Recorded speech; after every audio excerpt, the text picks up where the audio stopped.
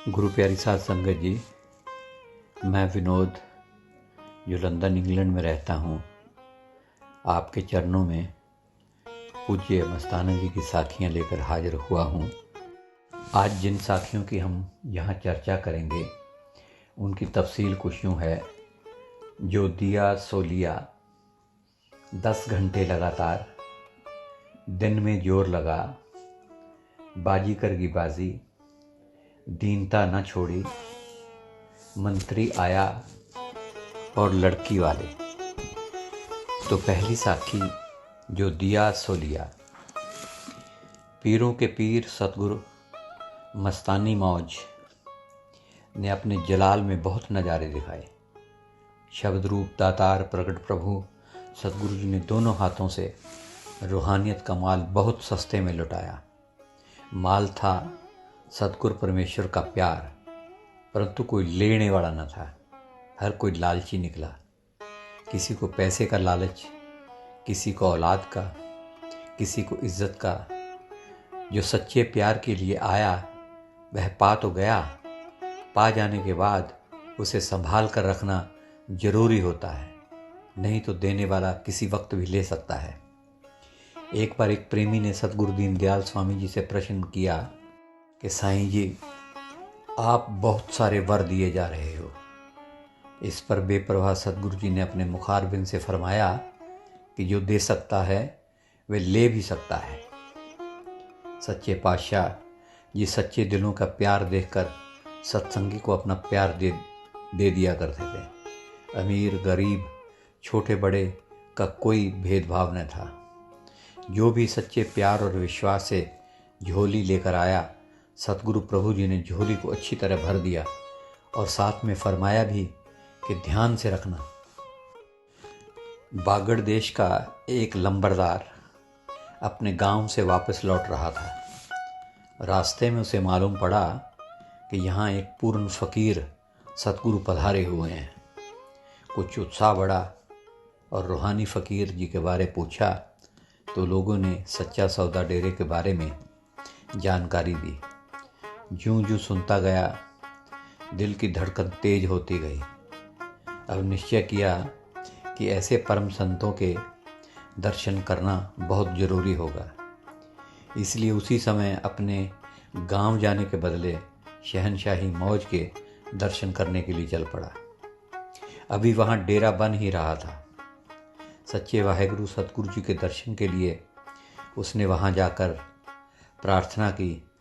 प्रार्थना मंजूर हुई और उसे गुफा में अंदर जाने की इजाज़त मिल गई। जब वो अंदर गया तो उसने देखा कि सतगुरु साईं जी मिट्टी के छोटे छोटे गोले बनाकर दीवार पर फेंके जा रहे थे और वो गोले दीवार पर लगते ही चिपक जाते थे।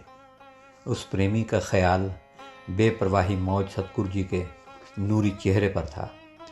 पहले दर्शन पर ही उसका दिल घायल हो गया। उसे यह तो ख्याल था कि फ़कीरों के पास खाली हाथ नहीं जाया करते, क्योंकि वह जब भी किसी और दूसरे गुरुओं के पास गया था तो जो भी चीज़ उसने उन गुरुओं को दी और वो गुरु उस चीज़ को झट से ले लिया करते थे। परंतु जब उसने सतगुरु साईं जी के सामने लिफाफा पेश किया तो सतगुरु दाता जी ने मुखारबिंद से फरमाने लगे, यहाँ देते हैं, लेते नहीं। इस पर वह और प्रभावित हो उठा और हाथ जोड़कर खड़ा रहा। अब हाथ ना जोड़ने के लिए कहा गया। सब न्यारे राम की न्यारी बातें, अजीब बातें उसके दिल को चुभी जा रही थी। सतगुरु सर्वविधाता जी ने अब उससे पूछा, क्या सेवा करेगा? उसने उत्तर दिया, हाँ जी। सतगुरु सच्चे पातशाह जी ने उसे मिट्टी की सेवा पर लगा दिया। सर्दी का मौसम था, क्योंकि वह नंबरदार था, रेशमी रजाई ओढ़े था। निरंकार अलमस्त दाता जी ने उस पर कृपा की और वह अंदर से घायल होकर लुट चुका था। सेवा का हुक्म पाते ही कस्सी उठाकर काम में जुट गया। उसने अपनी नई रेशमी रजाई में मिट्टी डाले और डाल कर एक जगह से दूसरी जगह ले जाने लगा। उस समय शहनशाही मौज सतगुरु जी ने उसे अपनी तवज्जो देकर मस्त कर दिया था। इस वजह से वो सब कुछ भूल चुका था, यहाँ तक कि अपने आप को भी। सेवा करने के बाद पतित पावन सदगुरु जी ने उसे बुलाया और अपने पास बिठाया। उसने सदगुरु जी से नामदान की प्रार्थना की और साईं जी ने उसको नामदान भी बख्श दिया। अब वह सत्संग में आने लगा और सेवा में काफ़ी समय देने लगा। साथ साथ अकाल पुरुष सदगुरु जी के पवित्र वचनों को हृदय में बिठाने लगा। उन्हीं की कृपा द्वारा भजन सिमरन में समय भी देने लगा और ध्यान भी बढ़ा दिया। अब बाकी काम धंधा का ख्याल भी उसने कम किया। सदगुरु सुखदाता कृपा निधान जी का प्यार मिलता रहा और सोबत बढ़ाता रहा। उसकी औरत रोटी और चाय खिड़की में रख दिया करती और जब भी वह भजन सिमरन से उठता, खा लेता और फिर दोबारा सिमरन में जुट जाता। उधर सिमरन में जोर, उधर देह स्वरूप प्रकट प्रभु सदगुरु जी का प्यार, शहनशाही मौज द्वारा वह सत्संगी अंदर बहुत ज़्यादा तरक्की कर गया। अब अंदर जिंदा राम जी की नूरी खुशी तो लेने लगा, परंतु पचा न सका। सतगुरु जी ने बार बार हजम करने के लिए उसे कहा, परंतु वह जर न सका। उसने करामातें दिखानी शुरू की। सतगुरु बेपरवाही मौज ने उसे डेरे न आने के लिए हुक्म फरमाया, परंतु उसने डेरा आना नहीं छोड़ा। अब कुछ ऐसी बातें हो रही थी जो कि उसे न करनी चाहिए थी। अलमस्त मौज कुल मालक सतगुरु जी ने हुक्म दिया कि उसे डेरा से बाहर निकाल दिया जाए। निकलते समय उसे मार भी खानी पड़ती, परंतु वह सब कुछ सहारता रहा। इधर उसके पास कुछ और लोग इकट्ठे होने लगे और उसने अंतर्यामी होने का दावा सब लोगों पर किया। एक बार कुछ प्रेमी उसके पास आए तो उसने साथ के तालाब में नहाने के लिए कहा। अब रात का 1 बजा हुआ था। सर्दी खूब जोरों पर थी। कंबल व कोट उतारना तो कठिन था, परंतु बर्फ जैसे ठंडे पानी में नहाना तो नामुमकिन था। शहनशाहों के शहनशाह साईं जी सब कुछ जान रहे थे, उधर क्या हो रहा है। इस पर सतगुरु दाता जी ने अपने बच्चों पर भी कष्ट नहीं आने दिया। अब मजबूरी में उन प्रेमियों ने कपड़े उतारे और उधर तालाब का बर्फीला पानी। सतगुरु शहनशाह जी ने उनके अंदर जाने से पहले ही सारे तालाब का पानी गर्म कर दिया। जब तालाब में गए तो पानी गर्म। अब इस प्रकार की नई नई करामातें दिखाई गईं। सतगुरु गरीब निवाज जी हर बार सहारा देकर आंतरिक रूप से उसे समझाते रहे। फिर उसने दीनदयाल प्रगट प्रभु जी के सामने भी कुछ ऐसा किया। सच्चे वाहेगुरु सतगुरु जी के दर्शन की खुशी उससे सही न जा रही थी। अकाल मूरत सोने सतगुरु जी ने संगत के सामने फरमाया, जो दिया सो लिया। उस दिन के बाद उसके पास कुछ न रहा। साक्षी 10 घंटे लगातार। शहनशाह प्रभु के दरबार में हर प्रकार के उस समय के गायक आए। तारे वाला, सितार वाला, हारमोनियम वाला, ढोलक वाला, बड़ी ढोलक वाला, कव्वाली, एक तारे वाला, ठीकरी वाला और हाथ से ढोलक बजाने वाला, बीन वाला गिनने मुश्किल थे। धुक्कड़ मुंह से ढोलकी बजाने वाला भी आया। अक्सर इन सब को हम कई जगह पर सुनते हैं, लेकिन जब ये लोग जिंदाराम के दरबार में आए, साईं दाता जी की तवज्जो पाते ही ऐसी सुरीली तान सुनाते कि उठने को दिल न करता। वास्तव में मस्ती शहनशाहों के शहनशाह जी के दर्शनों से बढ़ जाती थी। गायक या बजाने वाले प्रेमी सारी सारी रात बजाते न थकते थे और थकावट का तो नाम ही उड़ जाता। एक बार एक लड़का साईं जी के पास आया, डेरे में आया तो साईं जी ने पूछा, छोकरा तू गाएगा? और साथ ही उस पर अपनी पवित्र तवज्जो डाली। फिर क्या था, उसने उत्तर दिया, हाँ जी, और उठ खड़ा हुआ और गाने लग गया। सारी रात गाता रहा। उसके पास कोई साज न था, परंतु फिर भी दाता अकाल पुरुष जी ने बल्ले बल्ले वाह पई वाह सहारे ही 10 घंटे लगातार गाता रहा। साखी दिन में जोर लगा। एक प्रेमी शहनशाह अकाल मूरत साईं जी के पास शिकायत लेकर आया और उसने कहा कि वो सुबह 2 बजे उठने की कोशिश करता है। पहले तो वो उठ नहीं सकता, और अगर उठता है तो ध्यान नहीं लगता और नींद आ जाती है। समर्थ सतगुरु साईं जी ने उसकी हालत जानते हुए फरमाया, तो वरी तू दिन में जोर लगाया कर। अब दिन में बात बने तो अपने आप रात को भी बनेगी और सिमरन में ध्यान लग जाएगा। और एक प्रेमी ने मस्तोमत साईं जी से पूछा कि सिमरन कब करना चाहिए। दाता जिंदाराम जी ने फरमाया, चलते फिरते, उठते बैठते, खाते पीते, टट्टी पेशाब में भी हर वक्त सतगुरु जीव के साथ रहता है। इसलिए सच्चे दिल से जो नाम मिला हुआ है उसे अपनी ज़बान पर रखो, चाहे वह कहीं भी हो। इसके बाद अपने आप ताकत अंदर की सिमरन के लिए तरक्की करवाएगा। 1 मिनट भी सिमरन के लिए खाली न जाए। साखी बाजीगर की बाजी। अलमस्त साईं जी निराली मौज की मस्तियों को देखकर दुनिया के लोग हैरान परेशान हो उठते, क्योंकि हर बात अजीब ही होती। सच्ची सरकार साईं जी की हर बात में कोई ना कोई राज होता, जो कि आम मनुष्यों के लिए समझना नामुमकिन होता। एक प्रेमी के दिल में ख्याल आया कि मेरे सतगुरु जी कैसे हैं कि जो कि अभी सोना चांदी बांटते हैं, कभी बीबियों को नचाते हैं, कभी मकान बनाते हैं, कभी गिराते हैं और अब कुश्तियाँ करवाते हैं। एक दिन दीनदयाल प्रगटपुर जी सुजान पधारे। शाम के समय था, ढोलक बज रही थी और अलमस्त साईं जी की मस्ती से भरपूर खुशियाँ बट रही थी। अब कुश्तियों का खेल शुरू हुआ। कोई हारता, कोई जीतता। हारने वाले को सोना दिया जाता और जीतने वाले को चांदी दी जाती। इस पर व्यक्ति के दिल में ख्याल और जोर पकड़ गया। साईं जी घूमते घूमते, टहलते टहलते संगत के गोल चक्कर में चक्कर लगाते उसके पास पहुंच गए और अपने नूरी मस्त मुखड़े से फरमाने लगे, अपने मन के साथ भी ऐसे कुश्ती किया कर और अपने मन को सतगुरु के चरणों में लगा। इसी में जीव का कल्याण है। ये तो बाजीगर की बाजी दुनिया को समझाने के लिए है और जीव को बाजीगर के पीछे लगना चाहिए, ना कि बाजी के पीछे। बाजी तो यहीं रह जाती है, पर बाजीगर हमेशा ही साथ रहता है। वह प्रेमी उस समय इतना प्रसन्न हुआ कि लिखना कठिन है और सारी बात एक पल में ही समझा दी गई। साईं शहनशाह जी ने फरमाया, एक कदम एथे, एक कदम ओथे। अगर इसी बात में सच्ची साईं सरकार जी की बख्शीश हो जाए, और बख्शीश भी उसी को होती है जो अपने सतगुरु जी के लिए उनकी दया लेकर सख्त से सख्त मेहनत करता है। साखी दीनता न छोड़ी।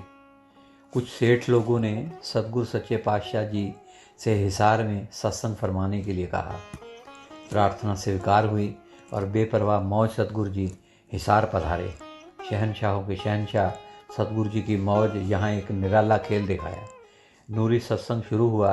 अविनाशी सतगुरु जी ने साफ साफ शब्दों में सच का व्याख्यान किया और नकली गुरुओं का पर्दा उठाया।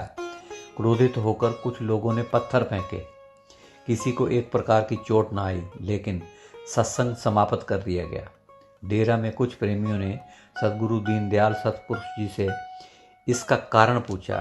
सतगुरु प्रगटपुर जी ने फरमाया, काल बहुत सड़ता है, पर खुदाई हुक्म सत्संग में आया है कि अभी हिसार को ख़त्म कर दें, तो उस हुक्म को रोक कर वापस भेजा है।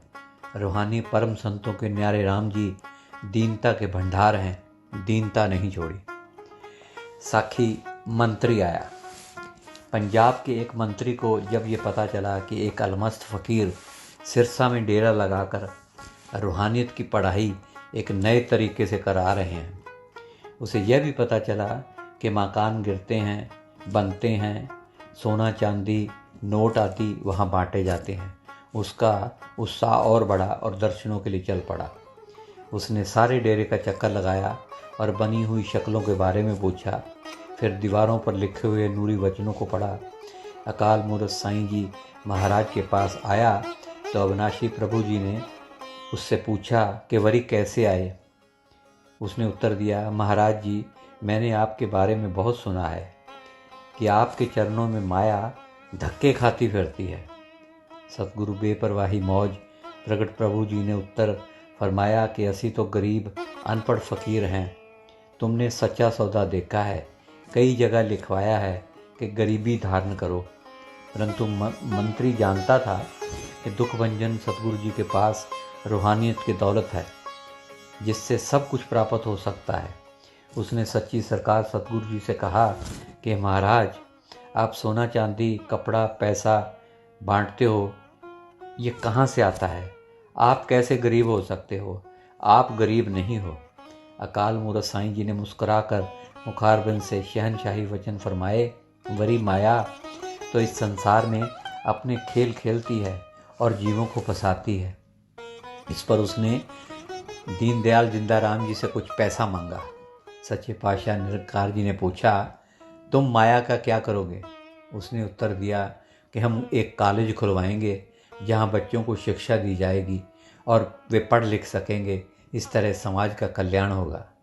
सतगुरु दाता बेपरवाही मौज निरंकार जी ने नूरी मस्ती के जलाल में आकर फरमाया, तुम पैसों से कॉलेज खोलकर समाज का कल्याण करते हो और सच्चा सौदा में आत्मा का कल्याण होता है।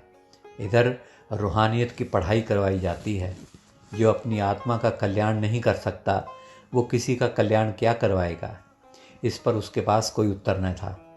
कुछ देर चुप रहने के बाद उसने फिर से कहना शुरू किया कि महाराज, आप तो मकान बनाकर गिरवा देते हो और इस तरह पैसा खराब होता है। साईं सतगुरु अलमस्त मौज जी ने पूछा, वरी वो खराब कैसे? उसने कहा कि मकान बनाना और पूरा बनने से पहले ही गिरवा देने का मतलब पैसा खराब करना ही होता है, और जो पूरा हो जाता है 1-2 महीने से ज़्यादा देर तक कभी नहीं रहता, उसे भी गिरवा दिया जाता है। प्रगट प्रभु सुखदाता साईं जी ने फरमाया कि क्या तुमको पता है कि इस मकान अपने शरीर की तरफ इशारा करते हुए कि कितना कीमती है, और फिर पता नहीं पूरा हो ना हो, और पूरा हो भी जाए तो शायद ज़्यादा देर ना टिके। क्या तुम्हें पता है कि तुम्हारे इस मकान ने कब टूटना है? अभी टूट सकता है, थोड़ी देर में, कल परसों, अगले साल, कोई पता नहीं, बचपन जवानी या बुढ़ापा, और वो एक दिन जरूर आना है। चाहे कोई राजा हो, चाहे कोई गरीब हो, काल दुश्मन का मुंह सब ने देखना है। कोई ही भाग्यों वाला होगा जो इससे बचेगा। साईं सतगुरु प्रगट प्रभु जी नूरी मस्ती भरे वचन फरमाते गए और वह चुपचाप सुनते जा रहा था। आखिर पूछ ही बैठा, महाराज जी, बचा कैसे जा सकता है? गरीब निवाज साईं जी ने फरमाया, बचा जा सकता है अगर कोई सतगुरु का भेद पा जाता है और फिर सतगुरु हर वक्त उसके साथ रहता है, इस दुनिया में भी और उस दुनिया के आगे भी। मौत के समय सतगुरु खुद लेने आता है। रूहानियत का कॉलेज सच्चा सौदा में आत्मा के कल्याण की पढ़ाई करवाई जाती है। बेचारा मंत्री लाचार हो गया, हाथ जोड़कर सिर झुकाकर बिना कुछ बोले वापस चला गया। साखी लड़की वाले। कुल मालिक खुद निरंकार साईं जब उत्तर प्रदेश पधारे, वहाँ शाहजहानपुर में कुछ दिन ठहरे। वहाँ हर रोज़ रात को सत्संग होता। उसी शहर में श्री मोहनलाल जी के लड़के की सगाई हुई थी और सत्संग में रिश्तेदार भी आए थे। श्री मोहनलाल जी स्टेज के पास बैठा करते थे और साईं दाता जी की तवज्जो पाते ही नाचना शुरू कर देते। मस्ती इतनी चढ़ती कि शरीर को थकावट भी महसूस न होती। अगले दिन सुबह लड़की वालों ने शिकायत की कि यह तुमने अच्छा नहीं किया, क्योंकि सारे रिश्तेदारों में ये बात फैल गई है कि लड़के का पिता फ़कीर के आगे नाचता है। श्री मोहनलाल ने उस समय कुछ न कहा। थोड़ी देर के बाद उसने सोचा, सतगुरु दाता जी कोई ख़ास उत्तर बताएंगे जो उनको बता दे कि नचाने वाली चीज़ क्या है। उसने कहा कि आज रात को वह नहीं नाचेगा। सत्संग शुरू हुआ और परम संतों के न्यारे राम सतगुरु जी पधारे और मस्ती पिलानी शुरू की। ज्यों ही पवित्र तवज्जो सब पर डाली, सब लोग जो बैठे थे सब नाचने लग गए, लेकिन श्री मोहनलाल के संबंधी ना नाचे। श्री मोहनलाल दर्शन पाते ही पीछे खड़ा खड़ा अपने कंधे हिलाने लगा। उसने सोचा था कि वो आज नहीं नाचेगा। जब खुशी और ज़्यादा बढ़ी तो सोने मोने हाजर नाजर जिंदा राम जी ने नाचने के लिए जगह को और ज़्यादा खुली करने के लिए हुक्म फरमाया। भजन शुरू हुआ और संबंधियों की नज़र सिर्फ 1 सेकंड के लिए पूज्य मस्ताना जी से टकरा गई। वो उसी समय उठे और नाचने लगे। इतना नाचे कि बिठाने पर भी न बैठते थे। श्री मोहन लाल ने सुबह उनको पूछा कि तुम्हें क्या हो गया था। उनके पास कोई उत्तर न था। गुरु प्यारी साध संगत जी, मस्तानी मौज की तवज्जो ही कुछ ऐसी थी कि जिसके पढ़ते ही पाँव थिरकने लग जाते थे। तो गुरु प्यारी साध संगत जी, आज के लिए ही इतना ही। कल फिर कुछ नई साखियाँ लेकर आपके चरणों में हाजिर होऊंगा। तब तक के लिए मुझे इजाज़त दीजिए। मेरी तरफ से सारी संगत को प्यार भरी धन धन सतगुरु, धन धन सतगुरु तेरा ही आसरा, हाजिर नाजिर जिंदा राम तेरा ही आसरा।